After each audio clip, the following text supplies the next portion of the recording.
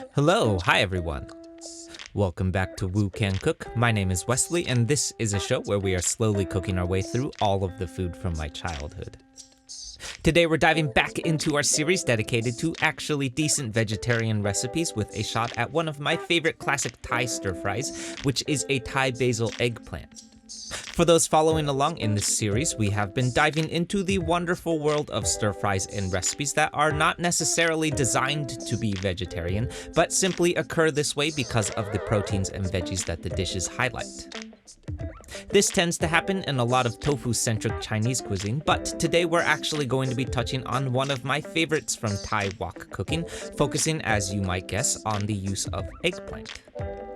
As the name implies, a Thai basil eggplant stir-fry is a relatively straightforward but still deceptively tricky one, making use of Thai basil eggplant and a quick dark soy sauce and fish sauce base.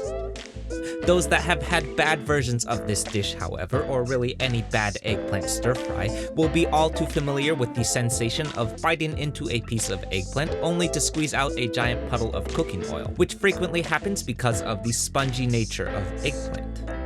So today we're going to be diving into my favorite way of properly stir-frying this deceptively tricky vegetable, and just generally how to not end up with a giant bowl of mushy, goopy, oily eggplant, which nobody wants. Okay, so let's get into it.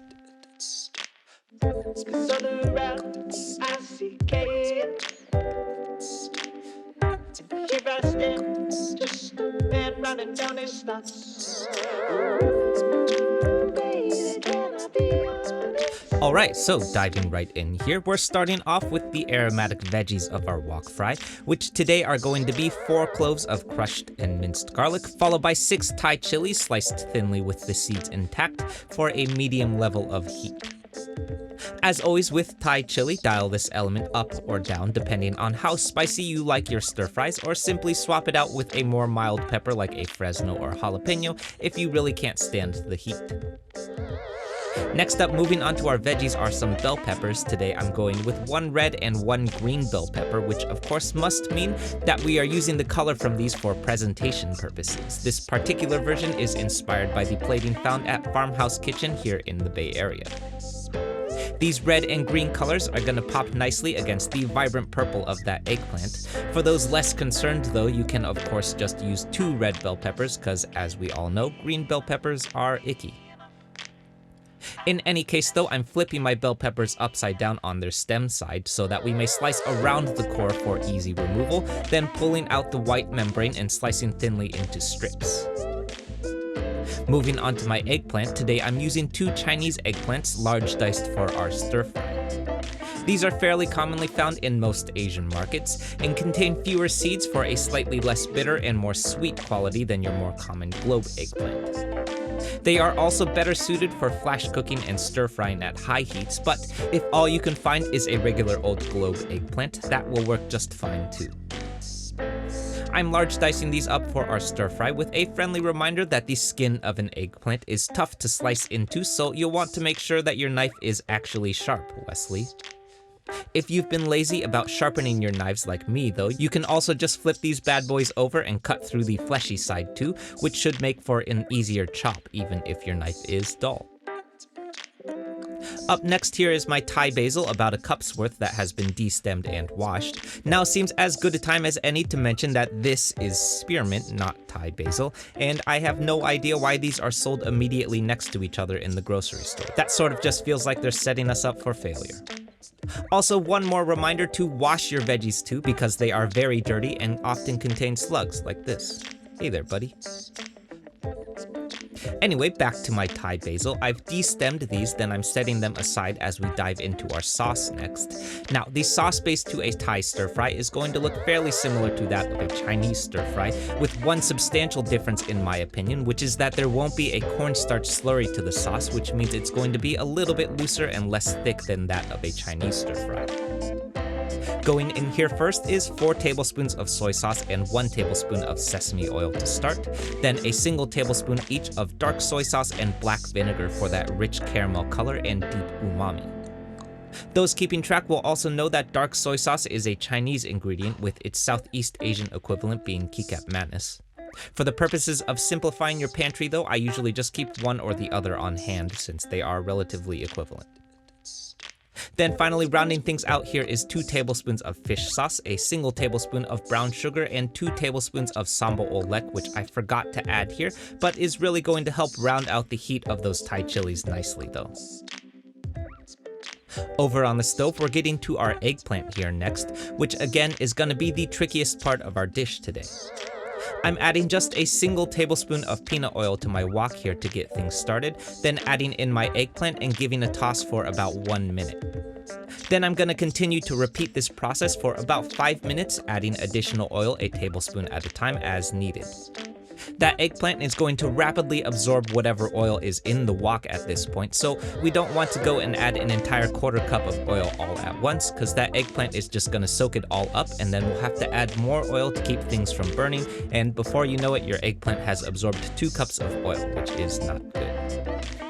So 5 minutes later, our eggplant is tender but not mushy. These should be just shy of fork tender with a slight bite to it, sort of like an al dente eggplant. Is that a thing? I don't know. Anyway, moving on to the rest of my stir fry, I'm cleaning out my wok, reheating, adding 4 tablespoons of peanut oil this time, and I'm not sure why I didn't long yao in this video, but as always, long yao for that nice non-stick surface. Then going in here first are my aromatic veggies. Here's my garlic and Thai chilies going into the wok for about 15 seconds until nice and fragrant.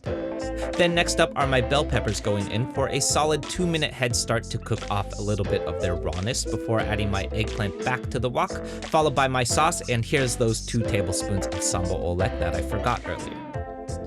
I'm giving this all a toss to combine, then killing the heat and adding in my Thai basil, not spearmint, using the residual heat of our wok cook to bloom out those lovely licorice aromatics from that basil. Then we're removing this all from heat and we're ready to eat. Alright, so I'll start off by saying that as most folks that have been following this series know, a dish like this falls right into my comfort zone of stuff that I know how to cook good. There's just something about stir-frying with veggies that is very familiar to me, probably because I've been cooking dishes like this for literal decades. That said though, I will also mention that this is a cooking process with eggplant that I have been tweaking for quite some time now because once again, it is a very tricky vegetable to stir-fry properly. Too much oil and you've got yourself a hot mushy mess on your hands, too little and it's gonna burn.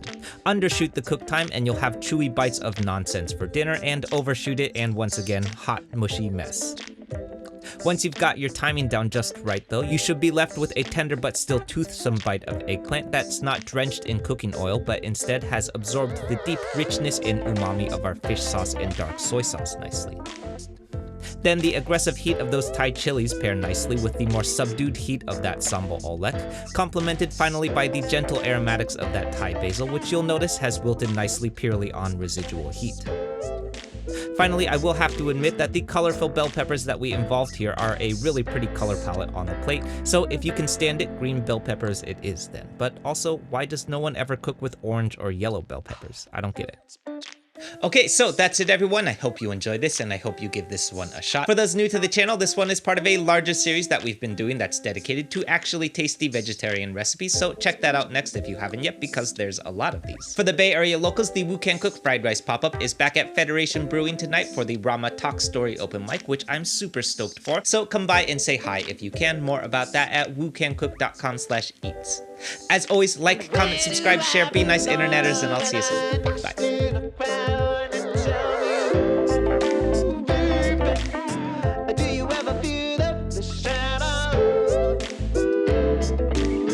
Do you